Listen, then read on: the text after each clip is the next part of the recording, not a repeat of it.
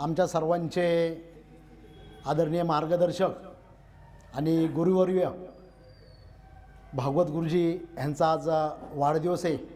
त्यानिमित्त मी आपल्या सर्वांच्या वतीने व आमच्या कुटुंबाच्या वतीने तुम्हाला वाढदिवसाच्या हार्दिक शुभेच्छा देतो। आणि वाढदिवसानिमित्त एक आगळा वेगळा कार्यक्रमाचं त्यांनी नियोजन केलेलं आहे। ते सर्व पुरस्कार्थी या ठिकाणी आमचे सर्वच मित्रपरिवार बसलेले, त्यांचे मी या ठिकाणी सर्वांचं तुम्हाला मी आमच्या परिवारातर्फे शुभेच्छा देतो, तुमचं अभिनंदन करतो। व ह्या कार्यक्रमानिमित्त व्यासपीठावर उपस्थित असलेले ज्येष्ठ नागरिक संघाचे आदरणीय अध्यक्ष आमचे मारुती नाना गलांडे, आमचे स्वीकृत सदस्य नगरसेवक स्वपन भाऊ आहेत, आमच्या नगरसेविका सुनीताताई गलांडे आणि माझी मिसेस शीतल शिंदे व सर्वच गुरुजींच्या सौभाग्यवती पल्लवीताई आहेत, सर्वच आदरणीय व्यासपीठ। मला म्हणले मार्गदर्शन करा, पण मार्गदर्शन करणं एवढा मी मोठा नाही आहे।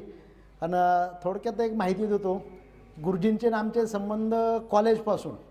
मी नेसवाडेला होतो आणि गुरुजी कुसरवाडेला होता, बरोबर। आम्ही खूप वर्षापूर्वीची गोष्ट आहे।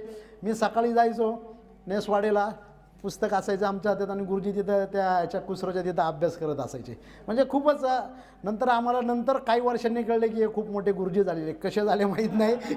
पण मी गुरुजींना विचारण्याचा प्रयत्न केला काही वेळा, गुरुजी हे कसं काय, ठीक आहे काय असेल, काही गोष्टी ते रहस्य ठेवायला लागतं तशा पद्धतीने। पण आज खरंच आज त्यांनी महाराष्ट्रामध्ये नाही तर भारतामध्ये आपलं नाव केलं।